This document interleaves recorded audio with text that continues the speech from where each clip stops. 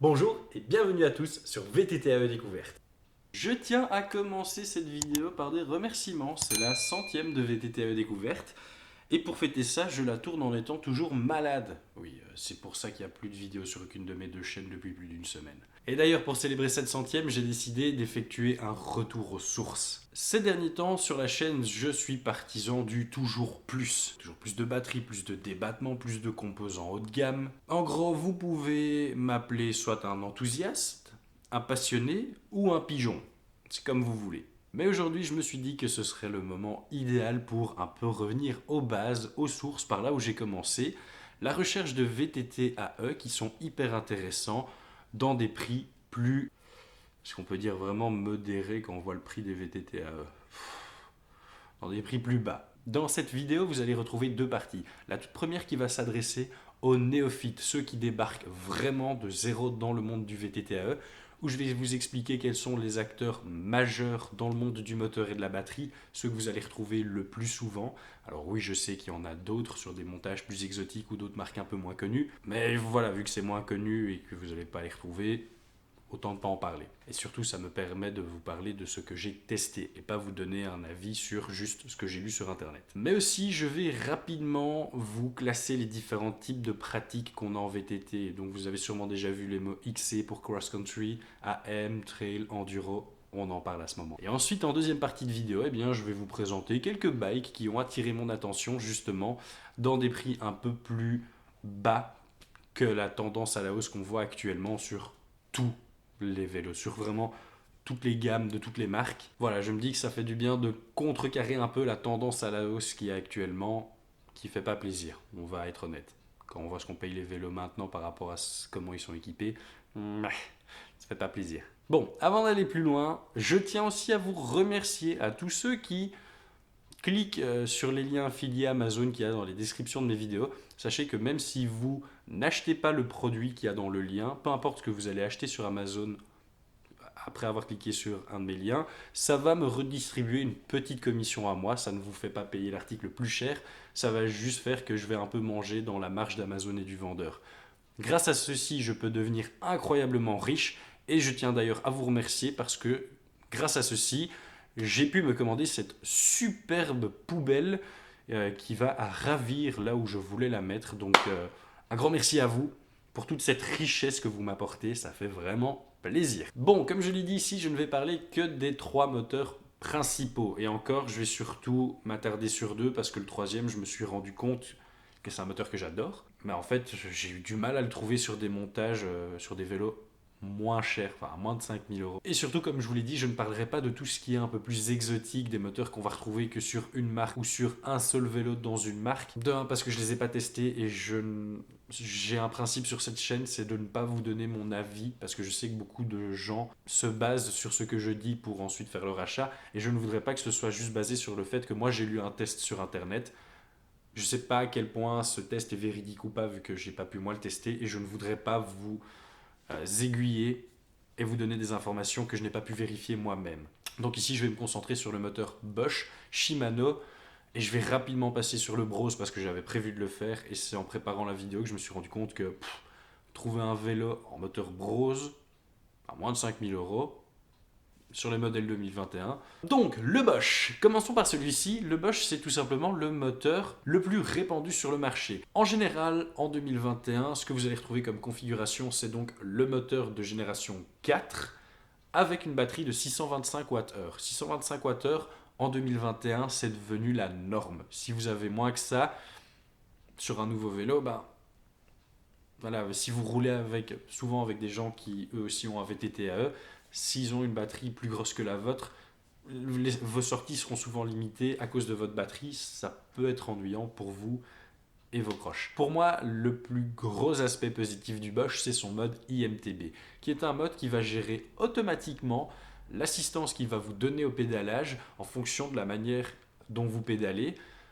Le mode IMTB, en gros, c'est une sorte de boîte de vitesse automatique qui va de l'éco au turbo sans que vous ayez à toucher à rien. Alors ça consommera un peu plus que si vous faisiez toute la sortie en gérant vous-même les modes d'assistance. Autre point positif sur le Bosch, c'est qu'étant donné que c'est le moteur qu'on retrouve le plus, la communauté elle est énorme, les pièces de stock elles sont énormes, donc en cas de problème, vous allez sûrement rapidement trouver une solution. J'en avais pas encore parlé, mais le moteur Bosch il fait 85 Newton de couple. Par contre, pour moi, il a un gros désavantage, le moteur Bosch, c'est que les modes ne sont pas personnalisable. Admettons que vous trouvez que votre mode éco ne vous donne pas suffisamment d'assistance et que le mode tour, qui est le suivant, en donne trop, et que vous n'arrivez pas à combler ce gap, eh bien malheureusement, avec le Bosch, c'est vous qui devez vous adapter au vélo et pas le vélo et le moteur qui vont s'adapter à vous. Après, vous avez le mode IMTB qui va gérer tout seul, mais voilà, admettons que vous voulez faire une sortie au long cours et vous avez besoin de préserver votre batterie.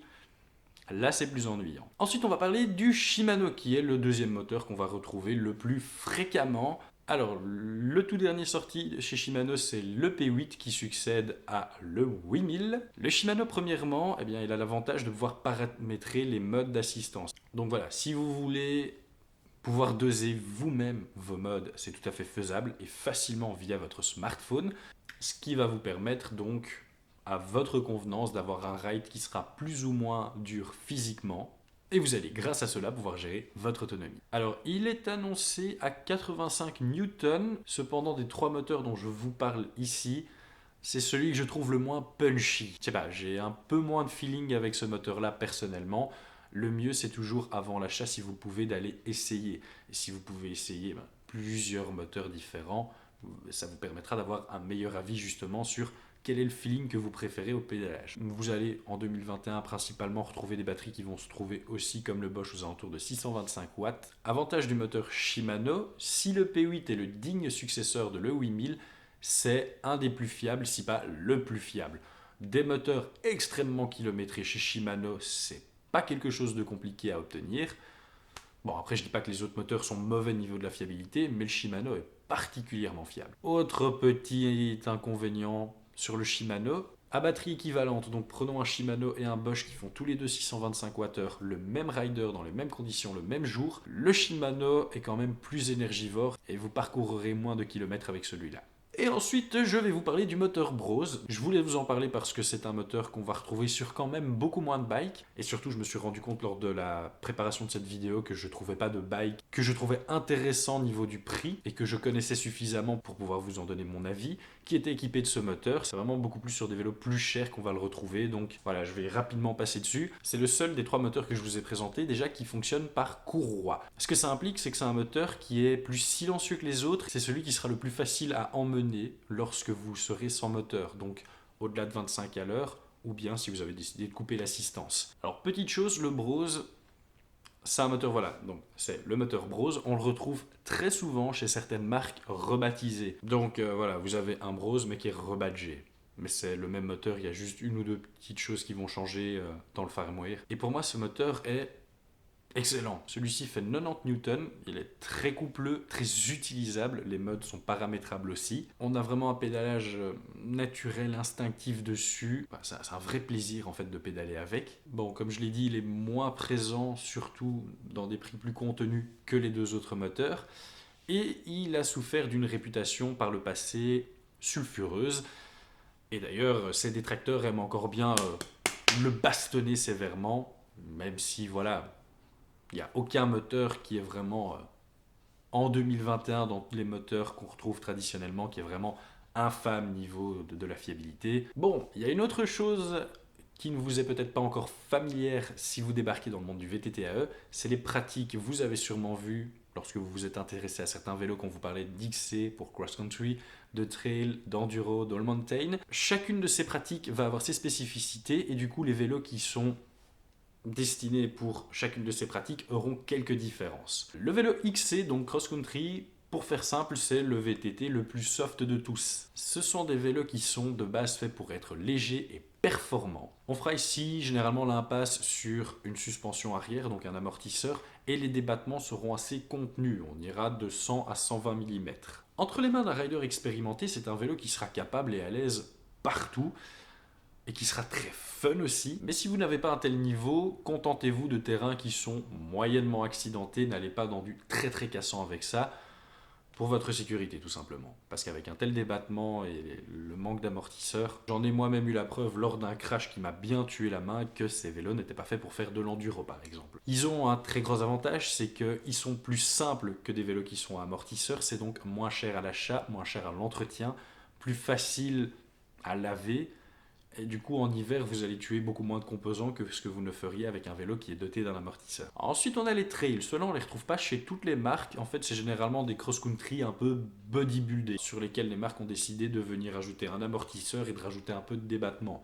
Vous allez vous trouver entre 130 et 140 de débattement. Ils sont donc faits pour des terrains qui seront pas spécialement beaucoup plus cassants que pour les cross-country, mais vous allez surtout pouvoir être plus à l'aise, avoir plus de confort. Et ensuite, on arrive dans ce qui est pour moi le vélo qui va convenir à presque tout le monde, l'All Mountain. C'est vraiment le très très gros du marché. L'All Mountain, on est entre 150 et 160 mm de débattement. Vous avez un amortisseur à l'arrière. Ces vélos-là vont partout. Ils sont faits pour être à l'aise lors de vos randos du dimanche, même si le terrain n'est pas vraiment cassant comme avec un XC. Et ils peuvent aller faire des trucs déjà plus gros, bien engagés, plus cassants. Et ensuite, on retrouve l'enduro. Lui, c'est le bad boy dans ce game-là.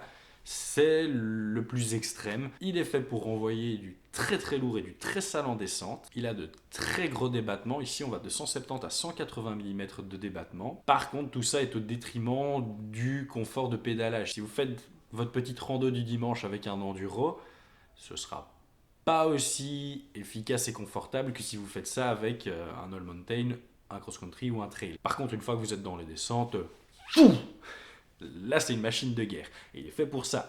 D'ailleurs, certains sont ce qu'on appelle des shuttle bikes. C'est vraiment des vélos qui sont faits où on s'en fout du confort au pédalage. Ils sont vraiment faits pour arriver très vite en haut d'un spot enduro et redescendre en prenant le plus de plaisir possible. Et puis après, boum, on remonte pour redévaler la pente dans le sens inverse. Maintenant, on va parler des bikes. Pour ça, je vais vraiment bien me poser et je vais aller nous chercher le Stylus de chez Decathlon. Pour la petite histoire, le Stylus de chez Decathlon, ça devait être un vélo de transition. En fait, Decathlon voulait produire son propre VTT à eux full suspendu, la demande étant grandissante, et ils étaient donc en train de prévoir le leur. Pour ne pas rester absent du marché, ils ont décidé de reprendre, c'est un cadre d'une marque italienne, qu'ils ont tout simplement été rebadgés. Concrètement, c'est juste ça, on y a mis une autre peinture et voilà. Ce bike a tellement plu qu'on n'a plus aucune nouvelle en fait du VTT AE full suspendu fait par Decathlon. Ils ont juste décidé, au lieu de sortir le leur cette année, de partir sur une V2 du Stylus, auquel ils ont ajouté une batterie de 625 watts, et je crois qu'ils ont peut-être été changés un ou deux composants, mais ça je suis pas sûr, parce que c'est un bike qui a été très très bien reçu, qui a tout de suite trouvé son public. Alors sur la V2, on est en 160 mm de débattement, ça je crois que ça a changé par rapport à l'année dernière. Vous êtes en pneu 27,5 plus et on est avec le Bosch Performance Line, donc de génération 4 et la batterie de 625 Wh. À ce prix-là, vous avez déjà un très très bon bike, un full suspendu à 3700 € avec une batterie de 625 watts. C'est beau, on comprend pourquoi il a ce succès. C'est un incontournable dans les bas prix. Oui, je sais, 3700 €, bas prix, ça fait mal. Alors ici, je vais parler d'un vélo très populaire. Je pense même que c'est un des vélos les plus vendus. On en voit partout. Honnêtement, une fois que vous serez dans le monde du VTT AE, vous ne pouvez pas faire une rando où il n'y aura pas quelqu'un qui a un cube, ou bien vous allez croiser des gens qui roulent avec des cubes. Il y en a partout. Et la raison, elle est simple. Cube, en fait, je pense rien à leur reprocher. C'est des vélos qui sont très très bien placés au niveau du prix. Ils sont pas moches. Et enfin, tout est bon en fait dedans. C'est pas des vélos qui sont trop extrêmes. Ils vont vraiment convenir à tout le monde. Je n'ai jamais entendu quelqu'un se plaindre de son cube. Il faut penser à un cube quand on se dit tiens, je vais acheter un nouveau vélo, parce que c'est un choix très malin en fait. Alors, je vous avoue que j'ai par contre dû pas mal chercher et me renseigner avant de vous le présenter, parce que la gamme Cube, c'est un de ces bordels. Vous arrivez sur leur site, il y a 300 000 vélos. J'ai toujours eu beaucoup de mal quand on me demandait des conseils sur les Cubes, parce que je ne m'y retrouve pas dans leur gamme. Mais ici, je vais vous parler du Stereo Hybrid 140 HPC. On est sur un vélo à 4600 €. Quand on voit les équipements qu'il y a dessus, franchement, c'est pas cher payé du tout. Pour ce prix-là, vous êtes déjà avec du Shimano XT, niveau des freins et de la transmission. Ça, c'est beau. Vous êtes sur la batterie de 625 watts. L'année dernière, c'est quelque chose que les constructeurs faisaient beaucoup. C'était mettre une 500 watts juste pour baisser le prix. Et donc, il y a pas mal de vélos qui coûtaient moins cher qui sortait en 500 watts et on était obligé d'acheter soit une seconde batterie ou de payer un supplément pour avoir la 625. Vous êtes avec le moteur Bosch. On est ici sur un vélo de 140 mm de débattement, donc c'est pas fait pour aller attaquer les plus gros terrains. Chez Cube, ils en ont en 160, ne vous inquiétez pas si vous avez besoin de plus. Une Fox 34, moi je trouve ça personnellement un peu léger, mais je vois ça de mon œil de gars qui fait que de l'all mountain. Après, il faut être honnête, quand on voit tout l'équipement du vélo, si on avait une Fox 36 à ce prix-là, c'est limite du vol en fait. Hein. Mais voilà, ce bike est hyper sain. En fait, je trouve que c'est une super bonne base. Vous l'achetez et à part peut-être la fourche un jour, rien n'a changé en fait. Ouais, les grips, si vous avez envie de grips plus confortables que ce qu'il y a de base, mais pareil pour la selle. Ouais, fourche et amorto, c'est peut-être la seule chose qui aura dans le futur à changer si vous avez vraiment envie d'en faire une bête, parce que c'est vraiment un très très bon choix. Ce vélo-là. Je vais vous parler d'une marque que j'adore. C'est ma marque de cœur. Je vais vous parler de Moustache. Chez Moustache, je vais vous parler du Samedi Trail 4. Alors, il en existe un, le Trail 2, qui est à moins de 5000 euros, mais voilà. Le Trail 4, vous êtes un peu au-dessus. Après, Moustache n'a jamais été une marque qui fait dans le low cost, qui revendiquait des bas prix. Moustache, c'est une marque incroyable. Les vélos sont d'un fun époustouflant. Enfin, si vous suivez ma chaîne, vous savez à quel point je suis amoureux de cette marque. Donc, je suis peut-être pas le plus objectif du monde, mais je devais vous présenter un Moustache. À prix équivalent, un Moustache sera moins bien équipé que les autres vélos que je vous ai montrés, ça c'est sûr. Mais ça reste des super bonnes bases que vous pouvez upgrade par la suite en mettant, une fois que voilà, vous êtes remis un peu de ce premier achat, de meilleures pièces dessus et ensuite vous avez une bombe, une arme ultime pour s'amuser. Donc le Samedi Trail 4, on va être de nouveau avec le moteur Bosch en 625. Vous êtes sur la transmission en Shimano XT 12 vitesses, c'est le top. La fourche, honnêtement, à ce prix-là, je trouve que c'est quand même trop léger, une 35 Gold. Ouais, pareil, les freins sont pas trop cassés là-dessus, hein. J'avoue que les freins... C'est pas que vous n'allez pas freiner, mais c'est pas les meilleurs freins du monde. On ne peut pas faire une erreur en achetant un Moustache. Il coûtera plus cher, mais c'est l'assurance d'avoir du fun. Et ça, c'est bon. J'ai envie de vous parler du Focus Gem 2, le 6.8. Alors, vous l'avez en version 9, donc pour du 29, ou vous avez, et ça c'est quand même très chouette chez Focus, le même bike en version 27+. Enfin, il l'appelle, ça va être le même nom, mais au lieu de 9, ce sera 27+, et vous l'avez en 27,5+. Je vais quand même prendre le 6.7, même si je préfère le 6.8. Comme ça, on redescend un petit peu la barre de prix. Parce que c'est vrai que je voulais jamais dépasser les 5. Alors, niveau des composants, sur celui-ci, donc vous serez sur une RockShox Recon. Ouais, c'est vrai que, bon, on comprend pourquoi il est moins cher. La fourche, elle est pas ouf. Honnêtement, sur le 6.8, ce sera qu'une Fox 34, mais c'est déjà mieux. Après, le vélo est une super base, comme tous les autres en fait, hein, pour pouvoir encore upgrade et mettre de meilleurs équipements une fois que vous avez mordu. Vous savez que voilà, ce sport vous convient, que vous voulez investir dedans. Voilà, niveau du moteur, le Bosch Génération 4. Niveau de la transmission, on est en Shimano SLX, alors à ce prix... Moi je dis oui, la Shimano SLX va très très bien. C'est du XT un peu moins joli. Les finitions sont juste un peu moins belles et ça doit peser 10 grammes de plus à tout casser. Bon, les freins, voilà, c'est déjà du 4 pistons, mais si un jour vous pouvez upgrade, allez-y. Est-ce qu'à ce prix-là, on a déjà le droit au carbone? Eh bien, figurez-vous que on a déjà le droit au carbone en dessous de 5000 euros. Petite parenthèse ici. Là, je vais vous parler de deux marques qui vendent par correspondance. Vous n'allez pas trouver ces vélos en magasin. Ils ne vendent que par Internet, ce qui leur permet de réduire les coûts. C'est pour ça que ces vélos seront à équipement équivalent dans 9 cas sur 10 moins cher qu'une marque classique que vous allez acheter en magasin. Ce qu'il faut savoir avec ça, c'est que c'est pas moins cher parce que c'est moins bon, c'est très bon, mais juste soyez au courant si vous achetez des marques comme ça que le SAV c'est vous. Vous devez être sûr en achetant un vélo de cette marque-là que vous allez pouvoir faire la maintenance et faire le service de votre vélo tout seul. Ils sont pas nombreux les bike shops qui vont vous ouvrir les bras de manière très chaleureuse si vous leur demandez de réparer un de ces vélos-là qui tue leur bike shop à eux. Moi, je suis complètement pour ce genre de vélo parce que ça permet, quand on a moins de budget, de déjà avoir du très beau matériel et de se lancer dans ce magnifique sport qu'est le VTTAE et qui coûte très cher avec un prix d'accès qui est plus faible. Donc je suis pas du tout contre ce genre de marque, mais il faut être au courant des limitations que ça a. Parler du Spectral parce que cette année, Canyon, pour 2021, a pris sa gamme Spectral, a jeté à la poubelle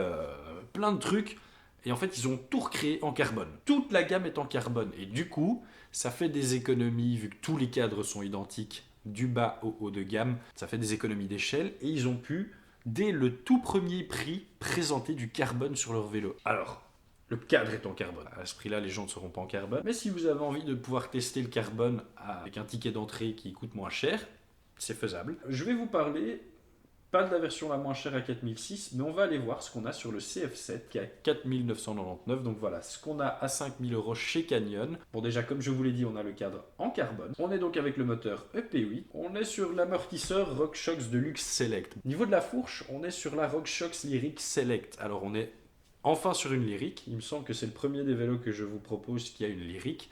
La Lyric, si vous connaissez un peu moins RockShox et que vous connaissez peut-être un peu plus Fox, c'est l'équivalent d'une Fox 36. C'est déjà une montée en gamme par rapport aux autres vélos où on avait du 34, du RockShox Gold et toutes ces choses-là. Petite particularité de ce vélo-là, on est sur un montage mulet, donc on est sur du 29 à l'avant et du 27,5 plus à l'arrière. Niveau du dérailleur, on est déjà en XT 12 vitesses, donc c'est du top. Enfin, c'est pas du full XT en fait. Le dérailleur est en XT, mais le reste de la transmission est en SLX. Niveau du frein, on est en SLX aussi, 203 mm, classique. Les roues, on est sur du DT Suisse H1900. Alors les H1900, c'est la gamme spécifique e-bike de chez DT Suisse. Et ensuite, on a le Radon Render. Alors là, ici, j'ai pris le 9, c'est le plus haut de gamme. Alors autant le Canyon, je peux vous le recommander, j'en ai eu un, c'est vraiment pas un mauvais vélo.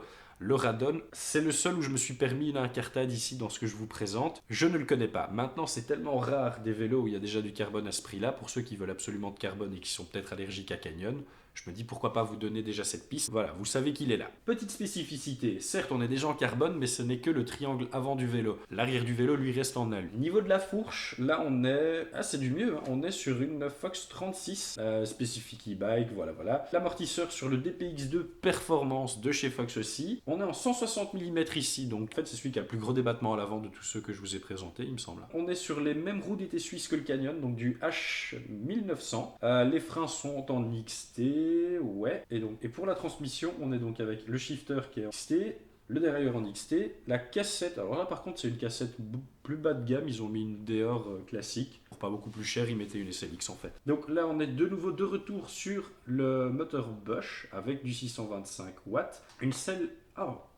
Alors, petite précision, j'ai oublié de le dire lorsque je vous parlais du Canyon. Il y a une chose dont je suis vraiment très très fort fan, moi, en VTT-AE. Il n'y a pas tout ce qui vous est vendu comme composant spécifique VTT-AE qui vaut la peine. Mais une des choses qui pour moi vaut vraiment la peine et qui est un indispensable, ce sont les selles spécifiques e-bike. Le Canyon a sa selle Canyon, mais c'est une selle que Canyon a fait spécifiquement pour l'e-bike où on a le bout de la selle qui remonte. Et je vois ici qu'ils ont été mettre sur le Radon Render une selle Ergon, une selle que j'ai mis sur chacun de mes e-bikes, sauf mon Canyon évidemment, qu'en avait déjà une, qui est spécifique pour e-bike, qui revient aussi sur l'arrière. Si vous voulez en savoir plus, j'ai fait une vidéo sur la chaîne qui en parle beaucoup plus longuement, mais c'est vraiment un must pour moi en VTT-AE. Et lui, il l'a déjà, à ce prix-là, c'est beau. Donc voilà, c'est un vélo qui est très très bien équipé. C'est même pas juste qu'une bonne base, celui-ci, il n'y a honnêtement pas grand-chose à rechanger. Autre petite précision que je fais encore là maintenant, oui, j'aurais pu parler de beaucoup plus de bikes, mais comme je l'ai déjà dit, je préfère parler de bikes que je connais, que j'ai déjà roulé ou que j'ai eu, ou de marques dont j'ai des amis qui en ont et j'ai déjà pu tester les vélos, plutôt que d'aller chercher vraiment dans toutes les profondeurs d'internet tous les vélos disponibles sur le marché et vous parler vraiment de chacun, parce que là, vu que j'ai pas testé, j'aurais pas pu vous donner un vrai avis, mais juste quelque chose que j'aurais lu sur un test internet. Donc n'hésitez pas, si vous avez d'autres bikes à proposer à tous les néophytes et futurs possesseurs de VTT-AE, à le mettre dans les commentaires avec pourquoi pas votre avis, mais au moins pour que les gens sachent que voilà, dans ces prix-là, ces vélos existent et puissent se renseigner sur ces bikes. Ce serait hyper bien pour eux. Si vous le faites, merci. J'espère que cette vidéo, en tout cas, elle vous aura été utile. N'hésitez pas surtout à vous abonner à cette chaîne, sur mon Insta. Et je vous retrouve très très vite, dès que je suis guéri, pour des sorties VTT-AE et des futures vidéos du jeudi. Même si celle-ci sera vendredi. Bon, je sais pas si ma voix est déjà reprête pour ça, mais maintenant il est temps pour moi de vous lâcher mon meilleur. Peace. Elle n'était pas encore prête.